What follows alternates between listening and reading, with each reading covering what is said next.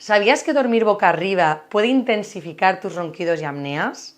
Muchos ronquidos se agudizan por la posición al dormir. Al estar boca arriba, la lengua y el paladar blando caen hacia la garganta, estrechando el paso de la vía del aire. Usar almohadas anatómicas o entrenar al cuerpo para dormir de lado puede reducir los ronquidos. Sin embargo, si hay apnea severa o un problema de estructura mandibular, estas soluciones posturales podrían no ser suficientes. Siempre conviene buscar una evaluación profesional para mejorar tu respiración nocturna. Cambia tu posición, cambia tu noche. Síguenos, comparte este reel y guarda estos consejos. Cada detalle cuenta para dormir mejor.